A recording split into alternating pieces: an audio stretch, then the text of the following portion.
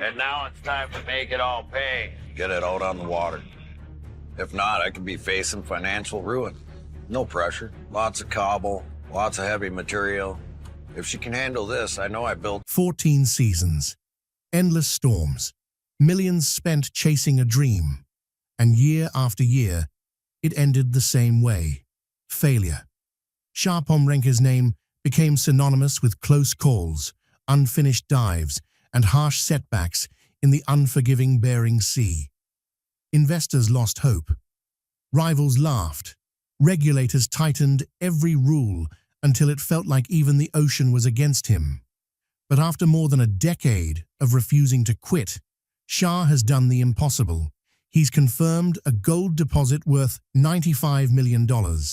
Not scattered flakes, not a lucky strike.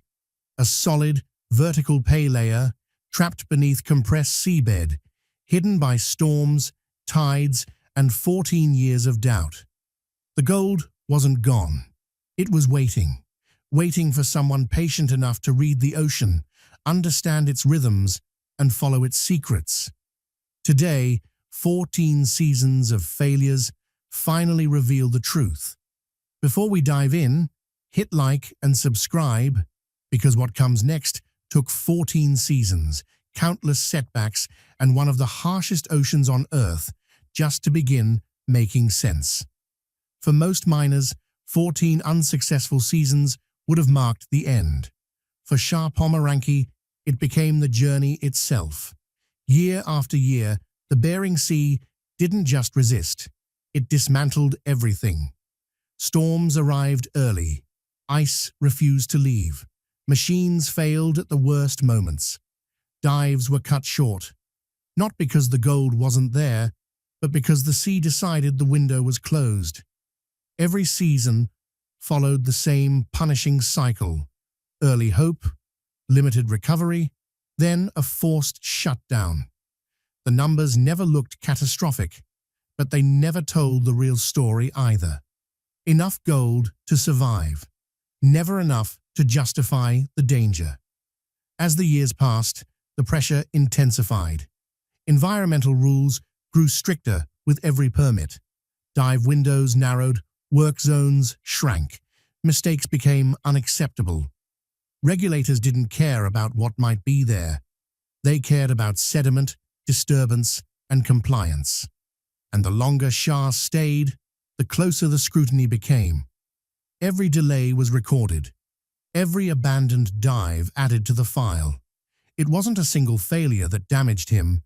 It was the build-up, a slow drain of confidence from everyone watching above the surface. Other miners noticed too, at first quietly, then openly. They labeled his leases as exhausted, structurally dead, ground that gives just enough gold to keep you chasing it forever. Not barren, worse, misleading. The ocean didn't destroy Shah with one massive loss. It wore him down slowly, season by season, consuming money, time, and reputation without ever fully paying him back. His lease became infamous, positioned between productive offshore zones, yet never behaving like it belonged. One grid would hint at promise. The next would go silent. Previous operators arrived optimistic and left early, blaming unstable seabeds and erratic recovery. Sonar data only deepened the mystery. Broken patterns where solid lines should have been. Pay streaks that appeared, vanished, then re-emerged somewhere else with no clear explanation. Gold would appear in brief flashes during dives, then disappear abruptly, as if an invisible switch had been flipped beneath the ocean floor. That inconsistency is what shattered confidence. Miners can survive low yields. What they can't survive are results that refuse to repeat.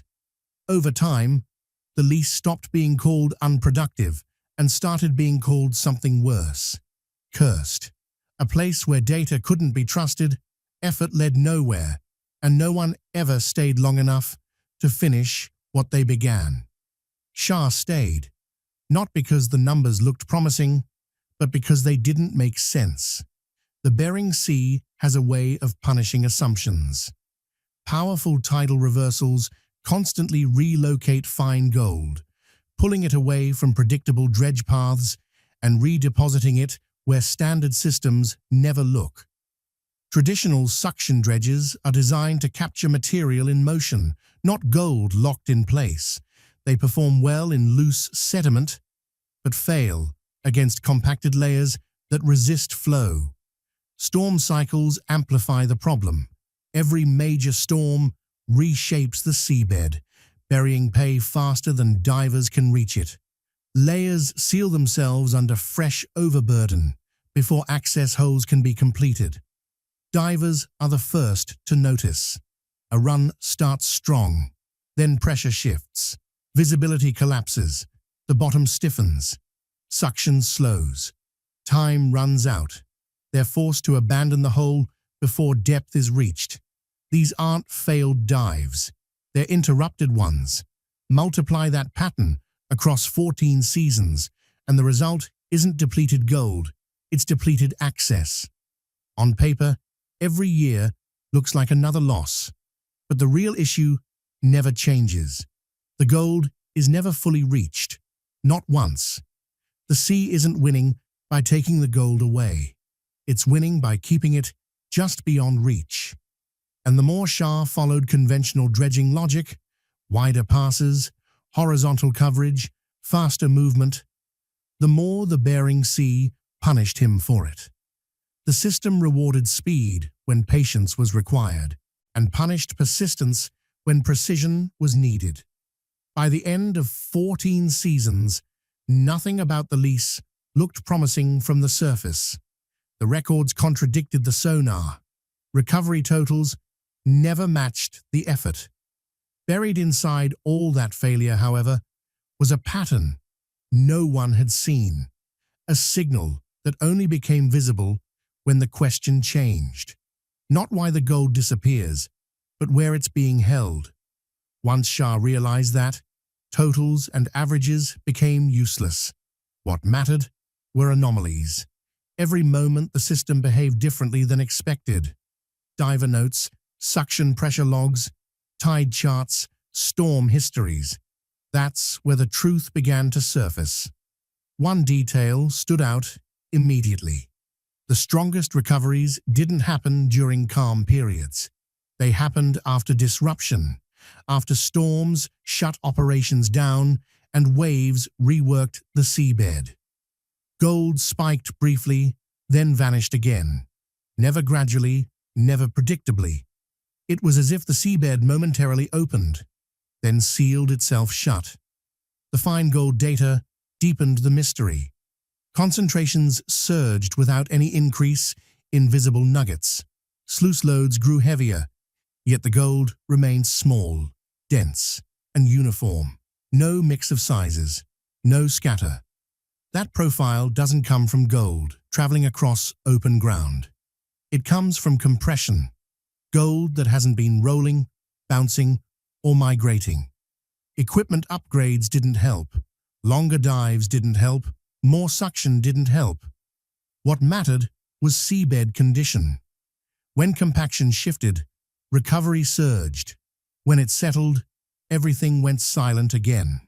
That's when the idea of horizontal pay finally collapsed. The gold wasn't drifting. It wasn't washing away. It wasn't spreading.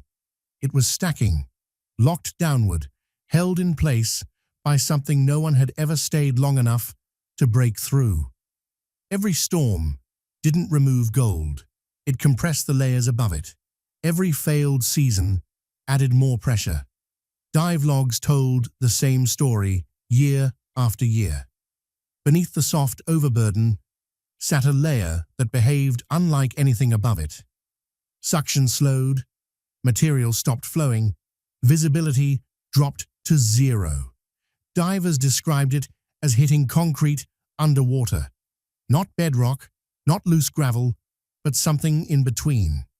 A compressed clay-gravel barrier. They called it the dead layer because nothing passed through it. Not gold, not gravel, not water, just resistance. Equipment data confirmed it. Pressure limits prevented sustained penetration. Push too hard and hoses collapsed. Stay too long and the hole sealed behind the diver. It wasn't dangerous until it suddenly was. That's why every operator before Shah made the same choice. Stop above it. Take what the sea offers, move sideways, cover more ground. Never commit to one spot long enough to challenge that layer. Season after season, they skimmed the surface of something massive without ever touching it. Shah read the logs differently. He noticed how often divers described the same resistance at the same depths across different grid lines. The dead layer wasn't random. It was continuous, intact, and most importantly, deliberate. If it truly blocked gold, spikes would never occur. But spikes did occur. Briefly, after storms, when pressure conditions temporarily changed. That meant the layer wasn't stopping gold from moving through it. It was holding it in place. Once that clicked, the entire strategy collapsed. More power wouldn't work. Wider passes wouldn't work. Longer dives wouldn't work. The only way forward was through. But breaking through meant rewriting dredging itself in the Bering Sea. Shah didn't increase suction. He changed orientation. The dredge head stopped dragging across the seabed and began pressing downward. Vertically, slowly, deliberately. Not chasing movement, challenging resistance. Dive times were shortened, not extended. Instead of pushing deeper in a single attempt, Shah repeated shorter dives at the exact same point. Same coordinates, same angle, same timing. Each pass weakened compaction without collapsing the hole. It was slower, riskier, less forgiving. Tides became tools instead of enemies. High tide pressure loosened the layer. Low tide stabilized it just long enough to work. Everything had to align. Timing replaced brute force, and the danger rose immediately. This level of penetration comes with real danger. Push a suction head too far, and the seabed can trap a diver in place. One misread tide shift, one unexpected pressure change, and the bottom can lock shut without warning. There's no room to improvise down here. No safety cushion. Every action must be executed exactly the same way, or not attempted at all. At this depth, the sea doesn't offer retrees. At first, nothing changes in any obvious way. Recovery totals don't surge. There's no dramatic payoff, just subtle signals. Material moves a little slower. Black sand grows denser. The sluice feels heavier, even though there's nothing visible to prove it. From the surface, it looks like another dangerous experiment, layered onto years of frustration. But below, something is finally responding. The change isn't explosive. The layer doesn't collapse. It resists, testing the method, holding firm until repeated pressure and precise repetition begin to wear it down. Gradually, the resistance softens. The suction head stops pushing back. Material starts behaving differently, heavier, slower, intentional. The compacted seabed doesn't fail. It opens just enough to allow passage. Almost immediately, black sand density jumps beyond anything seen in previous seasons. Not scattered, concentrated. Dense enough to load mats faster without increasing volume. It's the first undeniable breakthrough in 14 years. Then the gold appears, and it's wrong in a way that can't be ignored. Finer than usual, yet heavier. Uniform. Almost artificial in consistency. No mixed sizes, no random spread. This isn't gold that's been traveling. It hasn't rolled, fractured, or dispersed. It's been sitting undisturbed for a very long time. Recovery numbers rise without expanding the dredge footprint by even a foot. Same location, same hole, same access point. The seabed no longer behaves like open ground. It behaves like a sealed chamber that's finally been breached. Now minutes matter more than dives. Gold weight increases per minute of suction, not per completed run. That's the shift that changes everything. In past seasons, longer dives meant better returns.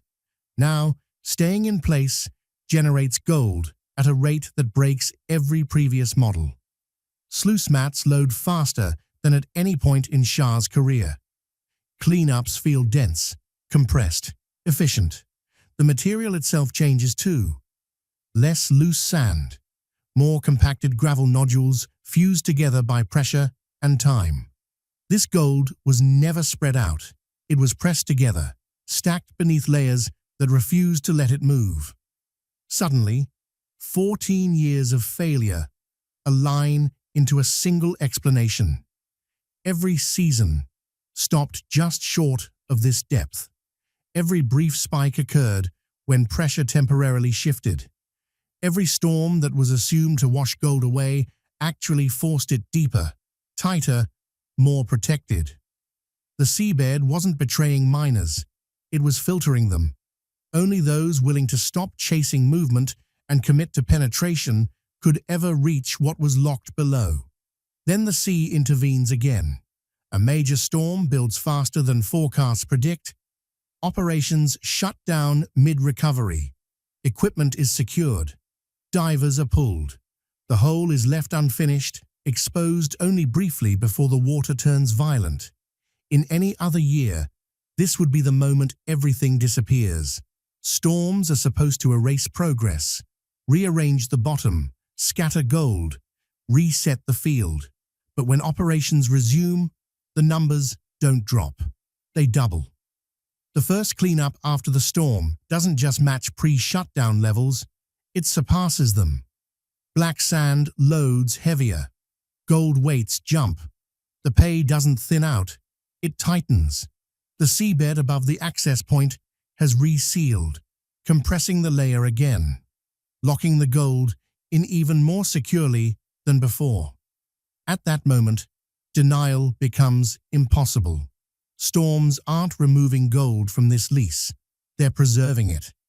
Every major weather event presses the seabed harder, sealing the pay like a vault. What looked like instability for 14 seasons was actually protection. The lease wasn't failing because the gold was gone. It was failing because the gold was being defended by the very forces everyone believed were destroying it. Recovery patterns confirm it again and again. Calm periods allow access. Storms lock everything back in place. Pressure cycles dictate when the layer opens and when it closes. The seabed behaves less like random terrain and more like a system that becomes predictable once its rules are understood. The gold doesn't migrate, it accumulates. It doesn't scatter, it compresses.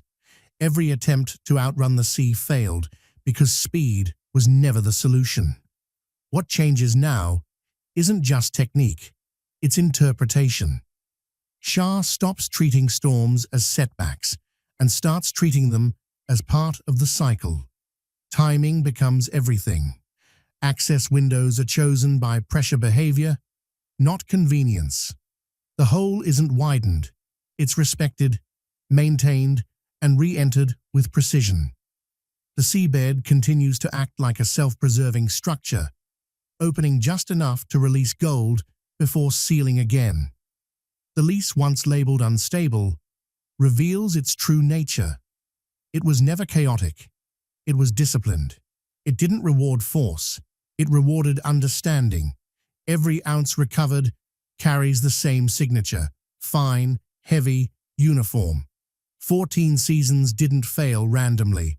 They stopped consistently just short of where the Bering Sea had locked away the real prize. As recoveries continue, the pattern becomes undeniable. Numbers stabilize. Repetition appears, not across the lease, but in depth. The seabed hasn't changed. The gold hasn't moved. Only the approach has.